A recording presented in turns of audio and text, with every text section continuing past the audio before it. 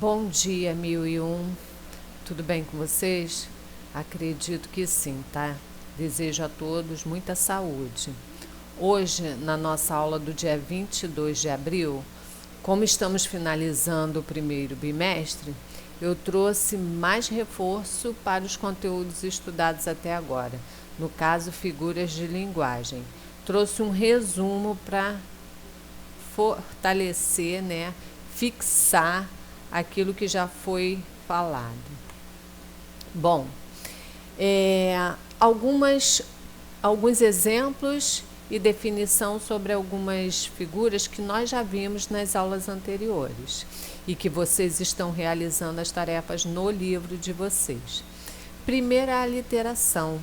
Lembrem que eu falei que a aliteração é a repetição de fonemas consonantais. E veja bem o que eu estou dizendo, fonemas e não letras, tá? Porque eu posso ter repetição de sons parecidos representados por letras diferentes. No caso, como é a literação, as letras seriam consoantes, então são sons das consoantes. E aí vamos ao exemplo. Ficou esperando parada pregada na pedra do ponto. Ó, esperando parada pregada na pedra do ponto. Observaram a repetição do P, mas do fonema P. E aí o outro exemplo. Toda a gente homenageia Januária na janela. Toda a gente homenageia Januária na janela. E aí eu tenho letras diferentes. Eu tenho G e J, mas como os sons são semelhantes, há aquela repetição do som consonantal. Ok? Isso é aliteração. Anacoluto. Anacoluto é a mudança repentina da estrutura da frase. Eu chamaria de quebra no discurso, porque observem só os exemplos. Poucas coisas me assustam. É como se houvesse uma quebra, não tem aquela continuidade do discurso. A gramática define como mudança repentina na estrutura. Por quê? Porque, de uma certa forma, muda o que você iniciou. Outro exemplo para anacoluto. Políticos, quem acredita cegamente neles? Perceberam a quebra? Bom, agora nós vamos à anáfora, que também já falamos. Anáfora é a repetição de palavra ou expressão no início de frases. Todo dia eu vivo, todo dia eu sinto, todo dia eu sinto que estou vivo. E aí o todo dia, foi repetido no início de cada verso. Antítese, duas ideias opostas. E aí vamos aos exemplos. Alta qualidade, preços baixos. Olha as ideias opostas. Alta, baixos. Segundo exemplo, tecidos que valem ouro a preços nanicos. Ouro, nanicos. Jovem de idade e velho de espírito. Jovem e velho. Observaram as ideias opostas. Assindeto. Assindeto é omissão de uma conjunção que poderia ligar duas orações. Aí tem uma observação, contrário de polissindeto, porque o polissindeto é a repetição de conjunções dentro do discurso. Então vamos ao exemplo. Acordo para a morte, barbeio-me, visto-me e calço-me. Entenderam? Se eu fosse usar a conjunção e aí formar um polissindeto, ficaria assim: acordo para a morte e me barbeio e visto-me e calço-me. Entenderam? Então, se há uma repetição de conjunção ligando os períodos, as orações, eu tenho polissindeto. Se eu tenho a omissão dessas conjunções, eu tenho assindeto. Perceberam? Catacrese. Catacrese é um novo sentido a uma palavra. Eu tenho uma palavra no vocabulário, no nosso vocabulário, né, no nosso idioma, e aí eu uso essa palavra já existente com um novo sentido. Então, observe. Os braços da poltrona são macios. Nós sabemos que braços são os nossos membros superiores, né? E aí, braços está sendo atribuído ao objeto de assento, ou seja, onde nós nos acomodamos, onde nós recostamos. Então, os braços da poltrona são macios. O pé da mesa está quebrado. Barriga da perna. Árvore genealógica.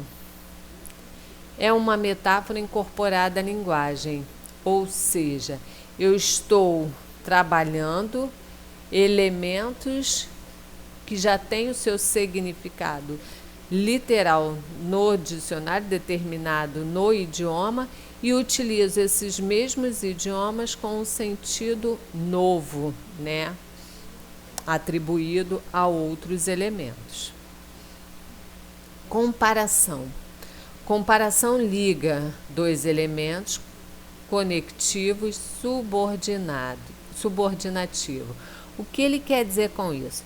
Eu vou fazer a comparação é muito parecida com a metáfora.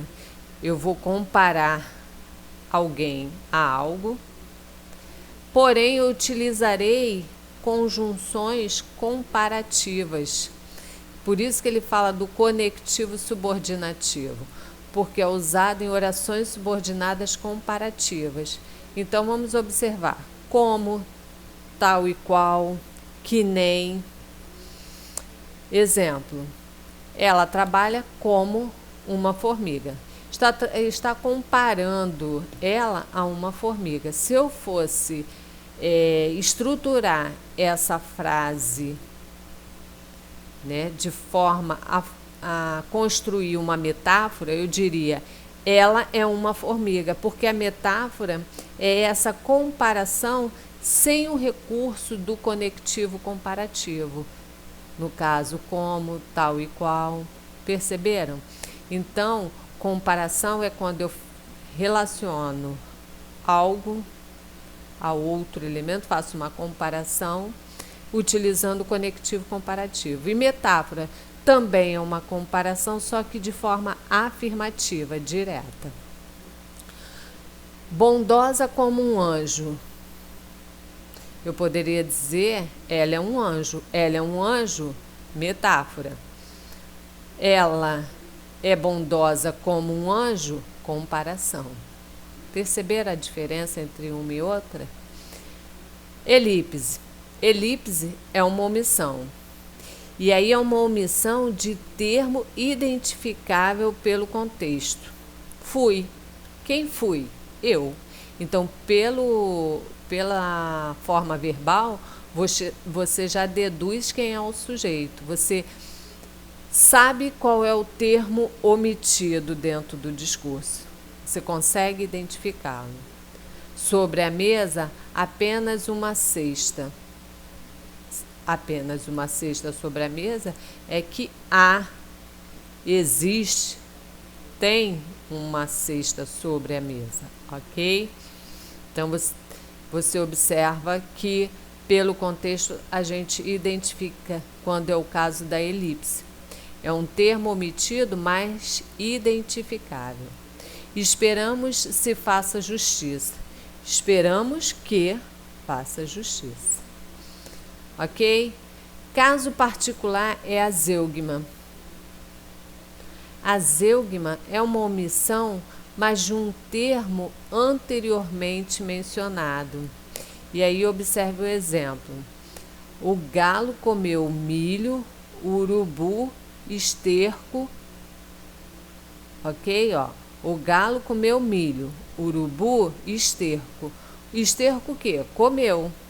Então, o verbo comer que foi citado anteriormente, na segunda oração não é omitido. Isso é zeugma. Outro exemplo de zeugma. Meus primos conheciam todos, eu poucos. Então, ó, eu que conhecia poucos. Meus primos conheciam todos, eu poucos. Eu conhecia poucos.